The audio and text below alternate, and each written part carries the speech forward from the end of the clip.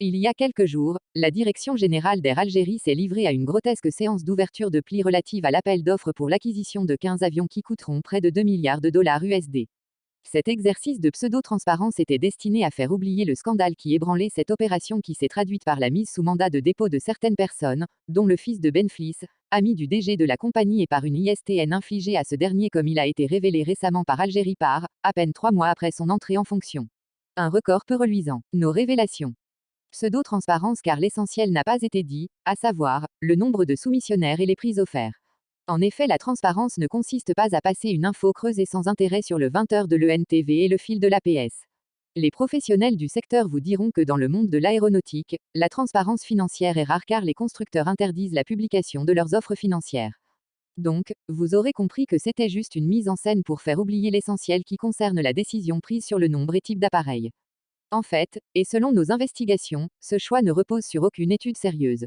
Les spécialistes et cadres de l'entreprise que nous avons consultés nous ont expliqué que le développement d'une flotte s'appuie sur des études de marché, de planification, d'homogénéisation d'équipements et d'analyse prospective assez pointues car un avion s'achète pour une vingtaine d'années d'exploitation. Ces experts sont formels, il n'en a rien été cette fois-ci. Plus grave, les membres de la commission chargée de l'élaboration du cahier des charges affirment dans les couloirs que c'est le DG Ben Slimane, fraîchement nommé à la tête de l'entreprise et novice en la matière, qui a imposé l'inclusion dans l'appel d'offres d'avions de 400 sièges, alors qu'Air Algérie n'a jamais cherché à acquérir ce type de gros porteurs qui ne sont pas adaptés au marché algérien qui reste modeste, comparativement à d'autres régions du monde. Même les compagnies aériennes de pays à forte vocation touristique Espagne, Maroc, Tunisie, Grèce, Égypte, ne disposent pas d'avions configurés avec de telles capacités. Des cadres commerciaux et opérationnels de l'entreprise sont catégoriques, les plus gros porteurs actuels de la compagnie, qui affichent une capacité de 300 sièges, enregistrent des taux de remplissage annuels qui sont loin d'être exceptionnels, moins de 70%. D'autant que l'appel d'offres en question prévoit déjà l'acquisition de 5 modules de 300 sièges. Que cache donc cette instruction du sieur Ben Slimane pour engager la compagnie dans l'acquisition de ce type d'aéronef fort coûteux, aux alentours de 200 millions de dollars pièce, et dont l'exploitation est également très onéreuse? Par ailleurs, toujours selon des cadres de la compagnie et des spécialistes que nous avons consultés, la demande d'avions monocouloirs de 200 sièges avec un rayon d'action de plus de 7000 km, lot numéro 2, vise directement l'Airbus A321 XLR. C'est dire que cet appel d'offres est orienté. En outre, ces mêmes cadres et spécialistes nous disent que c'est une hérésie que de lancer un appel offre pour l'achat de 15 avions en 0,4 lots, car cela mène au morcellement et des homogénéisations de la flotte. Ce qu'il faut absolument éviter lorsque l'on veut minimiser les coûts et disposer d'une souplesse d'exploitation. Il n'y a qu'à voir la composition des flottes des grandes compagnies et notamment les low-cost. Toutes ces données et principes sont largement documentés sur les sites spécialisés du net.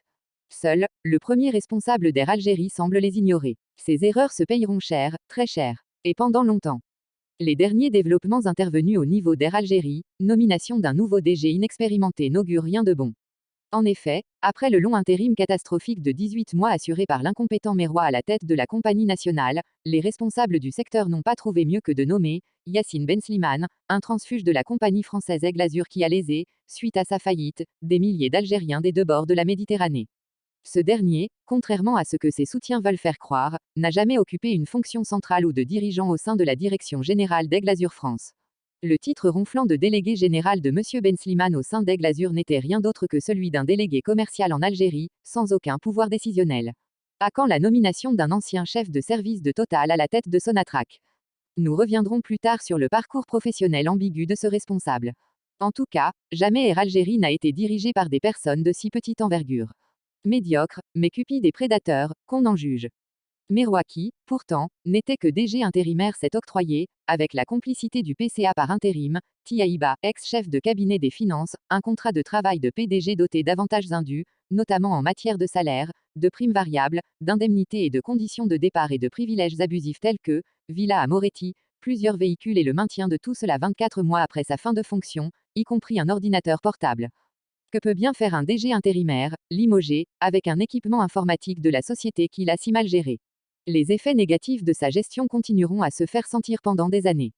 Malheureusement, le premier acte de gestion de son remplaçant a été de cautionner indûment la mise en œuvre des dispositions injustifiées et démesurées du contrat de Merawa, indemnité de départ, maintien de la villa et de véhicules de service, téléphone, ordinateur, gratuité de passages illimités.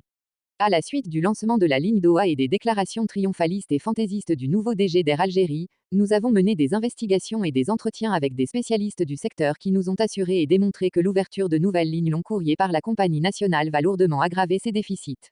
D'ailleurs, les chargements des vols moins de 30 passagers sur le tronçon Doha-Alger, malgré des tarifs très bas de cette nouvelle relation aérienne démontrent clairement que cette ligne est vouée à un retentissant échec commercial et financier. Dans l'intimité de son bureau, il dit à ses collaborateurs qui essayent de le convaincre d'être prudent sur ses opérations long courrier, on s'en fout, les autorités de tutelle ne me demandent pas de compte. Il y a quelques années, lorsqu'Aigle Azur s'était lancé sur le long courrier, Ben Slimane avait dans un entretien au magazine Ziri applaudi à cette initiative. Juste après la faillite de la compagnie, il déclara au journal El Watan que l'option long courrier avait été une grave erreur. Et c'est à ce monsieur, pour le moins inconsistant, spécialiste du retournement de veste, que l'on a confié les commandes de la compagnie nationale.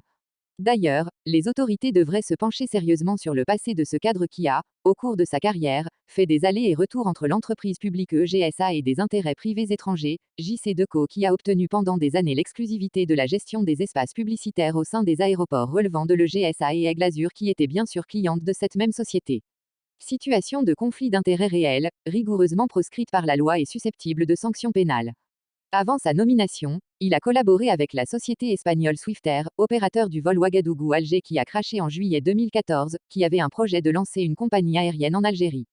Sachant que Swiftair a, dans l'affaire du crash, été mise en cause par la justice française, alors qu'elle a bénéficié d'un non-lieu de la justice espagnole, il faut s'attendre à un contentieux avec Air Algérie et, par conséquent, un autre conflit d'intérêts en perspective, si ce n'est déjà le cas, pour M. Ben Slimane. Depuis sa nomination à Air Algérie, Yacine Ben Slimane accumule bourde sur bourde. C'est ainsi qu'il a nommé un ami à lui, Laghiati Dreria, en qualité de chef de la division exploitation, à la tête du centre de contrôle des opérations et des directions des opérations aériennes et sol, soit 3000 personnes dont les pilotes, les PNC, et des ingénieurs et techniciens aéronautiques et les personnels d'escale en Algérie et à l'étranger. Cet ami, inexpérimenté et nullement qualifié pour un tel poste, a commencé sa carrière dans l'aérien, à Aigle Azur en qualité de responsable des achats, et avant d'être parachuté chez Air Algérie, il était agent d'assurance. C'est donc ce monsieur, au profil banal et inadapté, qui se retrouve aux commandes des opérations de la compagnie nationale.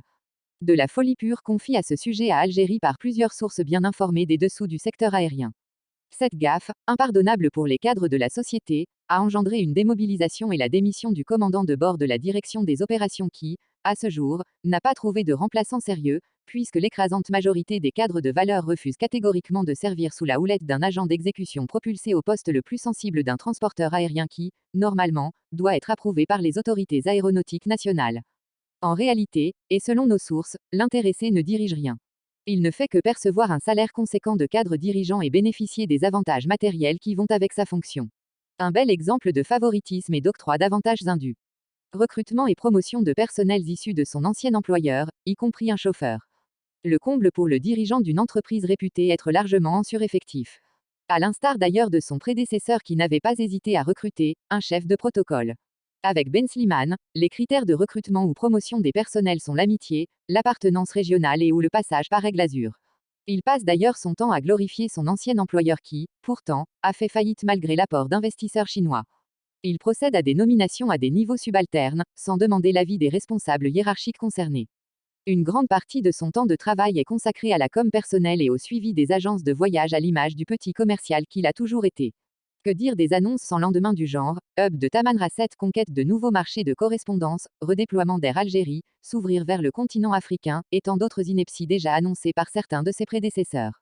Le programme commercial et la politique tarifaire qu'il a imposée, contre toute logique économique, des vols de et vers des capitales africaines avec moins de 20 passagers, présagent une véritable catastrophe financière. Il affirme à ses proches qu'il ne se fait aucun souci parce qu'il dispose d'un appui solide au niveau de la présidence et que même le ministre du secteur qui, selon Ben Slimane, n'y comprend rien, ne peut pas grand-chose contre lui. Nos interlocuteurs sont catégoriques, l'avenir du pavillon national marchand, déjà affaibli, est sérieusement menacé par l'incompétence de son responsable actuel, dont l'ambition démesurée, l'inconscience et le sentiment d'impunité le poussent à faire prendre d'énormes risques à la compagnie, qui finiront par lui être fatales. NDLR, nous invitons messieurs Meroy et Ben Slimane à nous adresser toute mise au point ou démenti éventuel qu'ils jugeraient utile par rapport aux révélations publiées dans l'article ci-dessus. Nous nous engageons à y donner la suite qu'il convient.